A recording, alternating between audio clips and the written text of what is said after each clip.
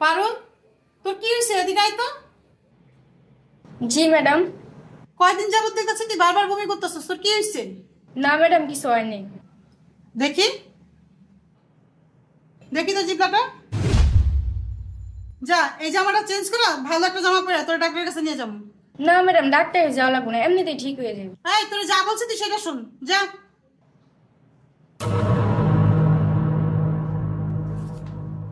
Madam এরপর তো দেখলাম, এরপর তো ভালোই আছে। পারুল তো 3 মাসের প্রেগনেন্ট, ওর দিকে একটু খেয়াল রাখবেন।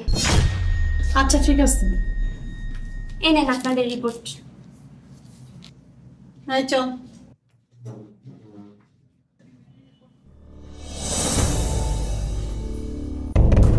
এই তোর বয়স কত? ম্যাডাম 14 বছর। 14 বছরের মেয়ে তুই প্রেগনেন্ট? তোর এই সন্তানের বাবা কে? ম্যাডাম আমি জানি না। জানি না মানে? সত্যি করে কর, এই সন্তানের বাবা কে? নাহলে তোর একবারে মাইরা হলাম। ম্যাডাম এই সন্তানের বাবা আপনার ছোট ছেলে, আমাকে বলছে বিয়ে করবে, তাই আমি রাজি হয়েছি। আমার কোনো দোষ নেই। তোর কোনো দোষ নাই?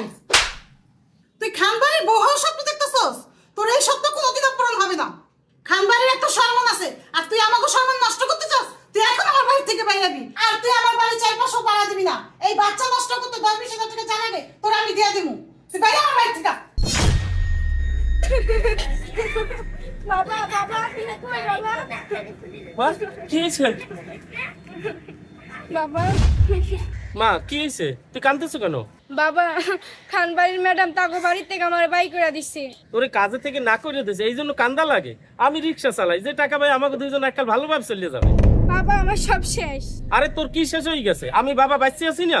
বাবা আমি প্রেগনেন্ট। কি? তুই প্রেগনেন্ট মানে? তুই প্রেগনেন্ট হলি কিভাবে? বাবা খানবাড়ির ছোট ছেলে আমার বিয়ের লুক দেখাইয়া খারাপ কাজ করছে, ম্যাডাম জানতে পারে আমার বাসা থেকে বিয়ে করে দিচ্ছে।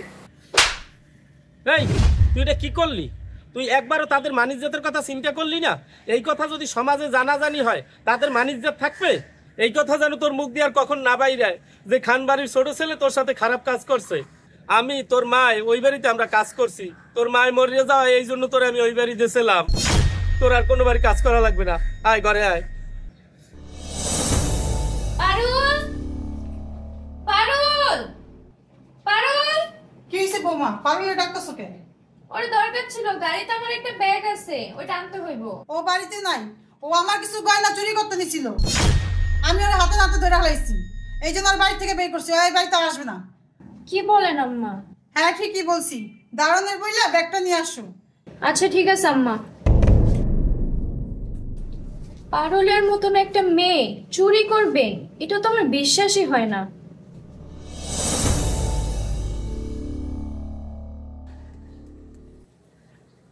পারুল, পারুল, হ্যাঁ বাবা। এদিকে আয়।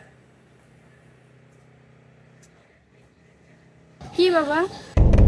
এলাকার মানুষে কানাকানি করতেছে আর বলতেছে রমজান আলীর মাইয়ার বিয়ে হয় নাই, তার পেটে বাচ্চা। তোর এত করিয়া বললাম বাচ্চাটা নষ্ট করিয়া ফেলা, তুই আমার কথা শুনলি না। এখন আর এই এলাকায় থাকা যাইবে না। তুই একটা কাজ কর, কাপড় চুপড় গুছা, আমাকে অন্য এলাকায় যাই থাকা লাগবে। আচ্ছা ঠিক আছে বাবা।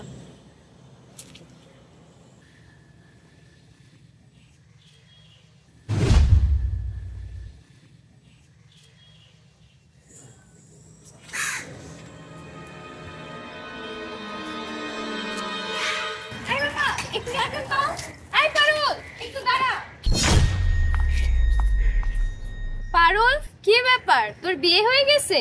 না ভাবি, আমার কোনো বিয়ে হয়নি। তোর বিয়ে হয় নাই দেখা তো মনে হয় প্রেগনেন্ট। তোর অন্য কোনো সমস্যা? না আমার কোনো সমস্যা নাই, আমার পেটে বাচ্চা। তোর বিয়ে হয় নাই তাহলে পেটে বাচ্চা আসলো কিভাবে?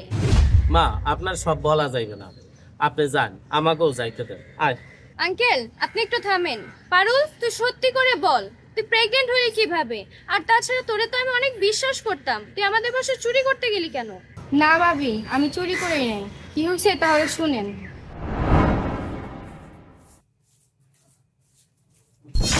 এই তুই এখানে বস, তোর সাথে আমার কথা আছে।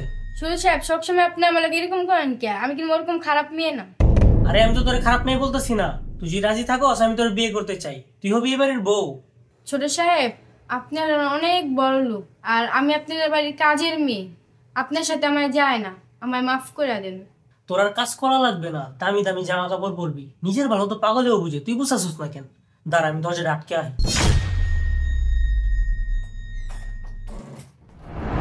আপনার দেবর ছোট সাহেব আমার এই সন্তানের বাবা। আঙ্কেল আপনি যান, আমি খবর দিলে আপনি আইসেন, আর ওর সন্তানের পিতৃ পরিচয়ও পাবে। পারুল চল।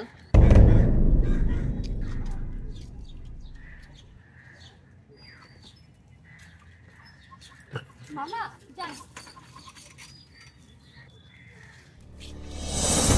আয় ভিতরে।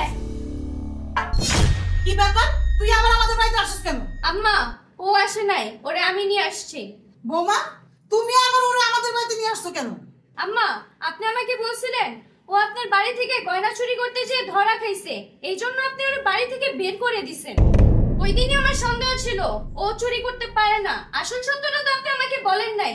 আসল সত্যটা হচ্ছে ওর পেটে এই খান বাড়ির সন্তান। ওরো, তুমি ভিতরে যাও। দাঁড়াও, এক কদমও নড়বা না।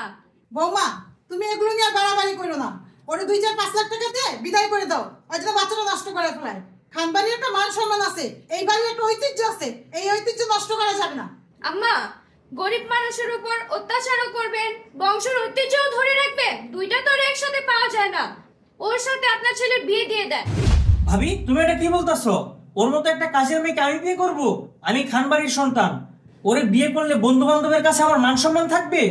তুমি একটা ঘরের কাজের মেয়ের সাথে আনন্দ ফুর্তি করতে পারবা, অথচ তুমি তাকে বিয়ে করতে পারবা না। তুমি যদি নিজের ইচ্ছায় ওরে বিয়ে করতে রাজি না হও, আমি তোমার বিরুদ্ধে শিশু ও নারী নির্যাতনের মামলা করতে বাধ্য হব। তুমি অস্বীকার করবা এই সন্তান তোমার না, সমস্যা নাই, ডিএনএ টেস্ট করলে ধরা খাবা, তখন তুমি কি করবা? বৌমা, আমি কিন্তু খান বাড়ির বউ, তোমার শাশুড়ি, তুমি কিন্তু ভুলে যেও না। আম্মা আমিও কিন্তু এই খান বাড়ির বউ, আপনিও ভুলে যেন না। বৌমা, ওর সাথে যে বিয়ে দিব, ওর তো বয়সই হয় নাই, ওর বয়স মাত্র 14।